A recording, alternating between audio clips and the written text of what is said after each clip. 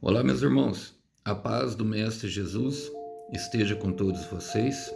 Que Deus abençoe quem me ouve e que o Senhor Deus Todo-Poderoso possa se fazer presente e falar conosco sempre por intermédio da sua santa e poderosa palavra. Palavra que é poderosa para nos aliviar, nos direcionar e redirecionar quantas vezes for necessário. Palavra que é poderosa para nos conduzir a um propósito de glória eterna.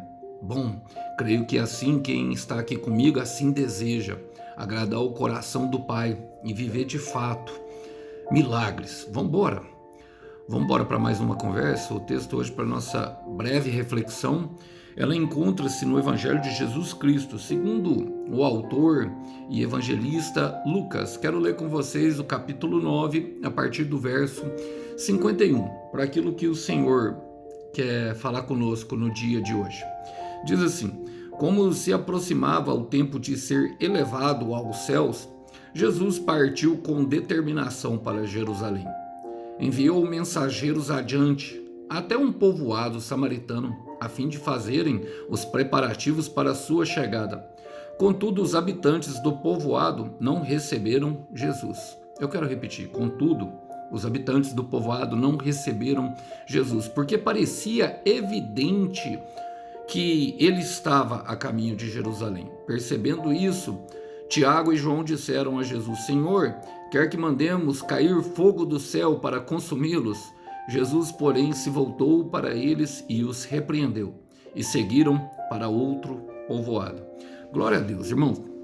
Eu gosto muito dessa palavra porque ela traz justamente algumas informações de como Deus se comporta, de quando está perto de um cumprimento de propósito e o que acontece com alguns comportamentos, algumas pessoas que podem se colocar à nossa frente justamente durante esse momento. Precisamos estar atentos, lembrando, irmãos, que a nossa evolução, primeiro, o amor é a verdadeira revolução, mas a nossa evolução, a nossa meta de vida é se parecer com o mestre, se parecer cada vez com o mestre, se tornar parte viva desse organismo chamado igreja. Quando eu falo parte viva, é simplesmente colocar em prática aquilo que nós sabemos a fim de cumprir o propósito que o próprio mestre nos selecionou antes mesmo de nós nascermos.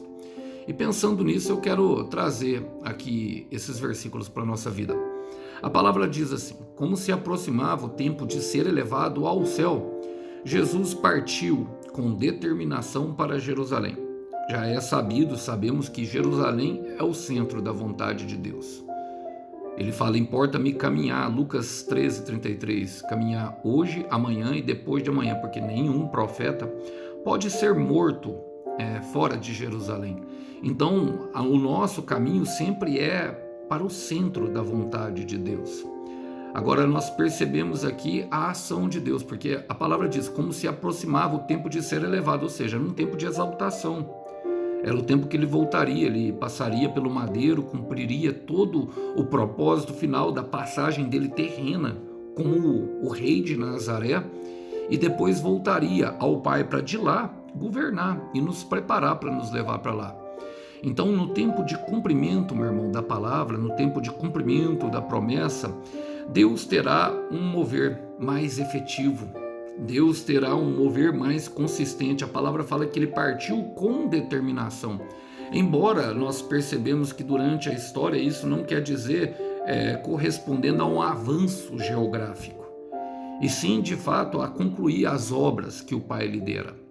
Hebreus 12:1, e eu vou falar somente essa parte, fala que nós devemos correr a corrida que nos foi proposta com perseverança. Irmão, se não precisasse de perseverança, de muita insistência, não estaria ali no versículo. Então, a corrida que nos foi proposta, ela deve ser corrida com perseverança. O autor da epístola traz alguns outros elementos que nós já sabemos que devemos arrancar como pecado, embaraços, distrações, mas ele é a fim de chegar ao prêmio. Agora, mais do que isso, é que nós devemos ter perseverança. E a perseverança fala de continuidade e de uma postura firme diante aquilo que nos foi dado, diante a corrida que nos foi proposta. A palavra fala, continua dizendo que enviou mensageiros adiante, até um povoado samaritano, a fim de fazerem os preparativos para a sua chegada. Irmãos, aqui não fica claro se é Tiago e João, mas pelo que parece foi os dois mensageiros, porque eles ficaram um pouco chateados com a rejeição. Agora, a grande verdade é que Deus sempre nos dará uma chance, irmão. Ele vem, sabe? Ele vem, ele insiste em nós. Muitas vezes ele vai mandar os mensageiros. Eu ministrei, coloquei no canal ontem, né, a questão de Amós 3,7, que ele envia sempre, ele não cumpre os seus planos sem antes nos avisar por meio dos seus profetas. É o que a palavra declara. Mas a verdade é aquele que quer que nós estejamos preparados. Porque, irmão, a presença de Deus é uma bênção em nossa vida. Receber uma visita do Santo e do Eterno é algo muito poderoso. É algo que vai além das nossas expectativas. Eu, por exemplo, eu sempre fico pensando nisso, irmão. Eu sempre me coloco mesmo a pensar. Eu cada vez mais me desapego das coisas aqui e até peço às vezes o Senhor para me levar, mas eu sei que tem algumas obras para serem feitas e eu sempre com muita expectativa espero que um dia, e creio que ainda nessa vida terrena aqui, eu terei um encontro com o Mestre face a face de olho. Eu creio mesmo muito nisso, irmão. Eu creio nisso verdadeiramente. Eu creio nisso com toda a minha alma. Então ele vem. Esteja preparado. Amós 4,12 diz: preparem-se para encontrar-se com o seu Deus. Você está preparado, meu irmão? Você está preparado, minha irmã? Como que se dá o preparo, Alisson? É aquilo que nós temos feito diariamente, irmão. A nossa devoção diária. Mateus 26:41 diz para nós ficarmos atentos, vigiando e orando. Porque o espírito está pronto, mas a carne, de fato, está fraca. E quando ele fala isso, não é para dar uma liberdade para nós pecarmos, é simplesmente para nós submetermos a carne às vontades do espírito. E pela fé, e não pela ideia dos outros, e pela palavra, e com determinação, assim como ele. No versículo posterior mostra a resposta que eles obtiveram em meio aos mensageiros, em meio àqueles que foram preparar a bênção. Era um momento de bênção, irmão. Era um momento de bênção. Era o Senhor Jesus. No versículo 56, ele fala que veio para salvar e não para destruir. E por isso ele repreendeu os discípulos. Embora algumas versões como a minha não traz isso, fica clara a ideia de que era um momento de Deus abençoar com a presença do rei lá. Era um momento de bênção. E a palavra diz o seguinte: contudo, os habitantes do povoado não receberam Jesus, porque parecia evidente que ele estava a momento de Jerusalém. Irmãos, havia uma rincha, já é sabido disso, eu creio que a maioria dos irmãos sabe verdadeiramente disso, sabe que existe uma rixa entre os samaritanos desde a época do rei Jeroboão e foi se acirrando durante os outros reinados, a qual eles colocavam justamente o reino do norte, que era o reino de Judá, para adorar no monte, enquanto o reino do sul, que era onde ficava a capital, Jerusalém, que era a própria chamada Israel, uma divisão de um país, causou uma divisão da cultura e daquilo que era a forma deles de adorar, achavam que era dentro do templo. Por isso o Senhor Jesus fala para aquela mulher, em Marcos 4:23, que é chegado de fato o tempo em que os adoradores não adoraram nem no templo e nem no monte, mas sim em espírito e em verdade. E em espírito e em verdade é justamente se movendo pela palavra, se movendo pela verdade que o Senhor plantou em nosso coração. Agora, as rejeições do plano de Deus, às vezes acontecem, irmão, muitas vezes vão acontecer. Porque nos apoiamos no nosso próprio entendimento, nos apoiamos na nossa maneira de pensar. Olha que a palavra fala, por que eles rejeitaram? Porque parecia evidente. Transformamos Deus numa forma de pensar, aí as nossas ações são premeditadas de acordo com aquilo que nós pensamos. E muitas vezes pensamos que aquilo que parece ser maldição, na verdade é bênção, porque parecia ser para Jerusalém, então deixaram as feridas falarem, os traumas.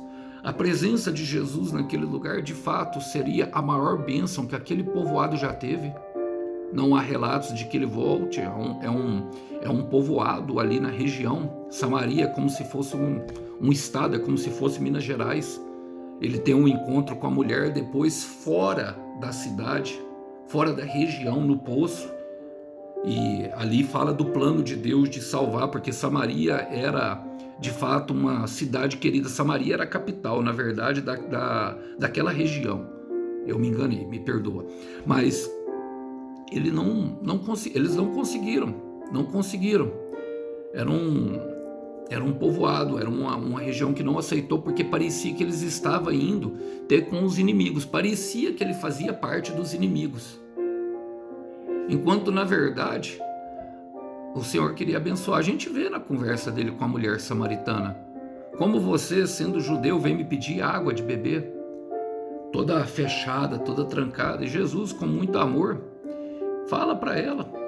Agora, sabe, com muito amor, sem julgamentos. E muitas vezes, porque nós pensamos, sabe, que vai haver julgamento, porque não conseguimos enfrentar os nossos medos, não conseguimos enfrentar os nossos traumas, perdemos a bênção. E esse é um fato, irmão. Isso é algo que acontece. Provérbios 3:5, eu tenho usado muito esse versículo na minha vida, irmão. Eu carrego ele tatuado, gravado aqui. Fala assim, ó: confie no Senhor de todo o seu coração. E eu quero repetir porque eu creio que algumas pessoas precisam ouvir. Confie no Senhor de todo o seu coração. E não se apoie na sua própria capacidade e entendimento. E muitas pessoas fazem isso. A rejeição do plano muitas vezes acontece por esse simples fato. Por pensamentos, por traumas, por feridas que não conseguimos entregar para Deus, para Ele nos curar. E isso gera resultados, logicamente, irmãos. Isso gera consequências, toda ação gera uma reação. Toda escolha tem um resultado. E o nosso futuro está no livre-arbítrio, nós devemos usar. O seu futuro, meu irmão, está no livre-arbítrio. Use-o. O seu futuro, minha irmã, está no livre-arbítrio. Use. Qual foi o resultado? A palavra fala: percebendo isso, Tiago e João disseram a Jesus: Senhor, quer que mandemos cair fogo do céu para consumi-los? Primeiro, eu vejo algumas coisas nesse versículo, irmãos. Não adianta nós sabermos a palavra, porque era uma clara evidência de que eles estavam lembrando de Elias, restaurando o altar de Israel, numa luta ali espiritual contra os profetas de Baal. Naquele momento não chovia e ele oferece água para o Senhor, ele oferece o melhor para o Senhor e ora a Deus. Ele até ri e, através da oração dele, Deus derrama fogo sobre o altar idólatra, aonde a nação inteira de Israel consegue declarar: só o Senhor é Deus. Só o Senhor é Deus. E talvez Tiago e João, muito sabido da Bíblia, querendo pegar a palavra para o Senhor, para mostrar para ele a forma dele fazer. Não podemos pregar a palavra para o Senhor. Não podemos falar para o Senhor como ele faz. Mas uma coisa eles fizeram certo. Eu sei que muitas vezes nós pegamos isso, irmão. Nós precisamos entender que eles não agiram na impetuosidade. Antes, eles falaram com o mestre. Eles perceberam isso, eles perceberam que houve uma rejeição. E talvez eles estivessem lá na conversa com Nicodemos, enquanto João 3,17 fala que todo aquele que... João 3,16, porque Deus amou o mundo de tal maneira que deu o seu Filho, para todo aquele que nele crê, não pereça, mas tenha vida eterna. Mas aquele que não crê, já está condenado. O versículo 17 fala justamente isso. Então, muitas vezes, irmão, nós vamos falar com Deus. Eu quero falar para você, meu irmão, quero falar para você, minha irmã, muitas coisas ruins se resolvem numa simples conversa com Deus. Eu quero repetir, nós evitamos de viver muitas coisas ruins quando nós paramos para perguntar ao Mestre.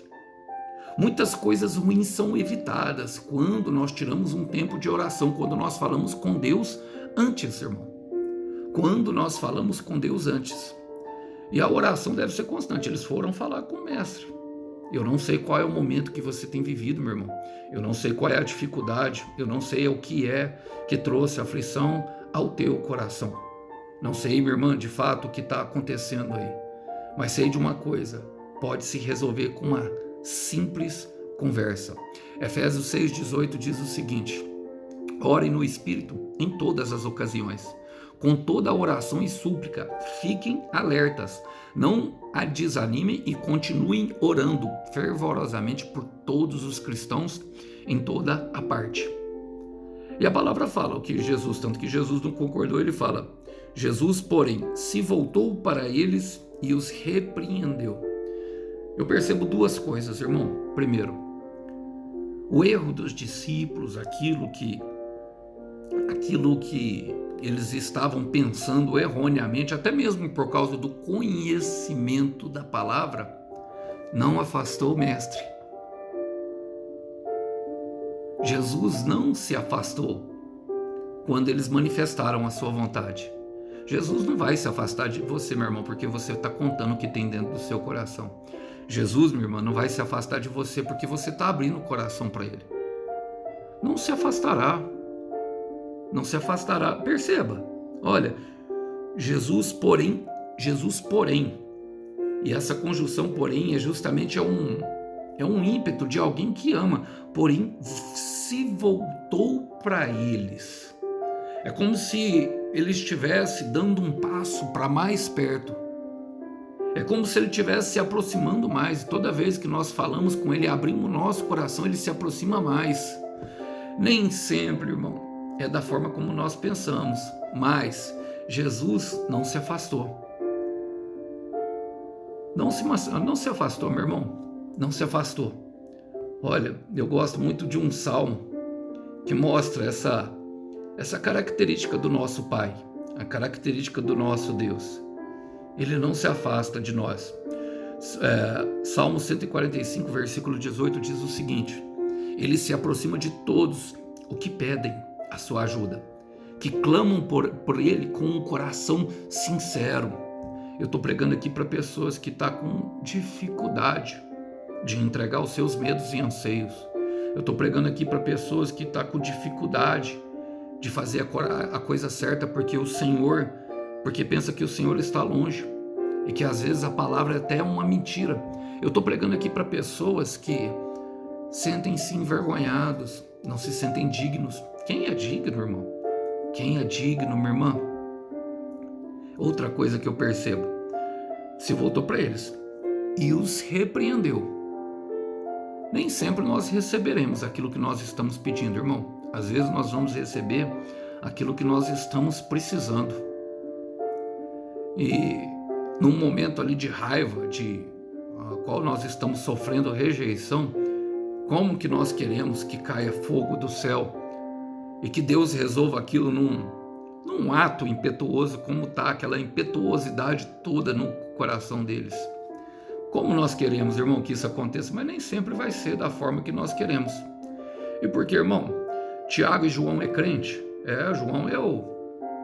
João, para mim, é um dos mais crentes que existem. Ele que escreveu as revelações apocalípticas, irmão. Digno de muita admiração. Tiago andava junto com ele, são os irmãos, chamados filhos do trovão. Mas ele mesmo escreve, o próprio Tiago escreve. Olha o que ele fala. Ele aprendeu. Andando com o mestre a gente aprende. Tiago 4,3. E mesmo quando pedem, não recebem, porque o objetivo de vocês está todo errado.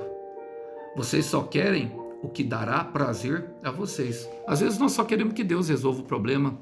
Às vezes nós queremos apenas que caia fogo do céu. Às vezes nós queremos apenas que Ele devolva o nosso marido. Às vezes nós queremos apenas que Ele devolva a nossa esposa. Às vezes nós queremos apenas que Ele arrume um emprego para nós, mas a partir do momento que Ele fizer isso, nós nos afastamos dele, empinamos a charrete, porque queremos que o marido venha, que a esposa venha, que o emprego venha e venha de qualquer jeito, não um emprego que abençoa, não uma pessoa arrependida. Às vezes só queremos que caia fogo, porque, sabe por quê, meu irmão? Porque o nosso corpo, ele pede sexo, drogas, sabe, armas e dinheiro. Sexo, alívio, prazer. Drogas, fala justamente do alívio da alma. Dinheiro, conforto. E armas, vingança, fogo do céu. Então, às vezes, nós só queremos que Deus faça a nossa vontade e esquecemos que Ele tem uma vontade que é boa, perfeita e agradável para nós. Sucumbimos aos nossos próprios desejos. E aí acontece, irmão, o que aconteceu? A palavra fala, e seguiram para outro povoado. Irmão, o afastamento em si já é uma ação. Pergunte ao pródigo o que é comer bolotas de porcos, porque não quis ficar mais na presença do pai, porque só quis a herança. Pergunte ao pródigo. Ele fala, na casa do meu pai, os meus servos do meu pai comem melhor do que eu. O afastamento em si já é uma ação de juízo de Deus. Muitas vezes, quem já teve com a bênção na mão e viu ela se afastando porque as decisões que tomaram foram totalmente erradas, sabe do que eu estou falando. Sabe o quanto dói. Sabe o quanto é difícil vencer o orgulho para conquistar a confiança. Sabe o quanto é difícil abandonar as bolotas de porco. Agora, muitas vezes, igual, por exemplo, eu aprendo com o filho pródigo, está lá Lucas 15, a partir do verso 15, se eu não me engano, é do verso 11, 12 em diante. Ele fala assim, ó, eu vou ter com meu pai, vou ser um servo dele, mas ele era filho, a identidade estava formada. Tudo que ele precisava era apenas arrepender. E porque ele provou do afastamento. Então, muitas vezes, o afastamento de Deus em si já é uma ação. Sabe por quê, irmão? Quem quer, valoriza a presença e se importa com a ausência.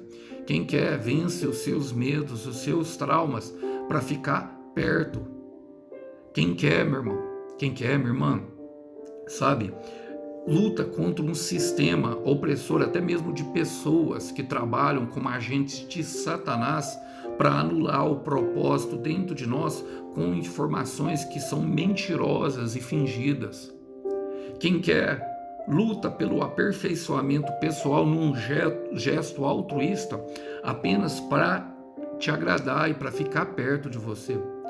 Quem quer, corre atrás, mostra que quer, sabe? Não fica se esgueirando sorrateiramente. Quem quer faz isso, irmão. Quem não quer, não. Quem quer, tem que deixar aí. Às vezes o seu deixar aí é se afastar, meu irmão. Às vezes o seu deixar aí, meu irmão, vai ser se afastar. A palavra fala isso claramente para nós. Olha, quero ler com vocês e quero partir aqui já para o final. Salmo 5, versículo 5, fala bastante sobre quem nega a presença de Deus. Diz assim, por isso, quem pensa muito de si mesmo não terá lugar na sua presença. O Senhor odeia todos que praticam a maldade. E esse pensam de si mesmo aqui pode se tratar de um orgulhoso, um vaidoso, um soberbo, hoje o chamado narcisista. Tem muitas pessoas que não conseguem vencer e nem querem, irmão. Então o que nós fazemos? Deixa ele agir. Nós seguimos a nossa vida. Ainda há muito chão para se queimar nessa estrada. Ainda há vida lá fora. Ainda há obras para o Senhor fazer. E, irmão, a vida não para. Não para. Se entrega a Ele, deixa a Ele agir.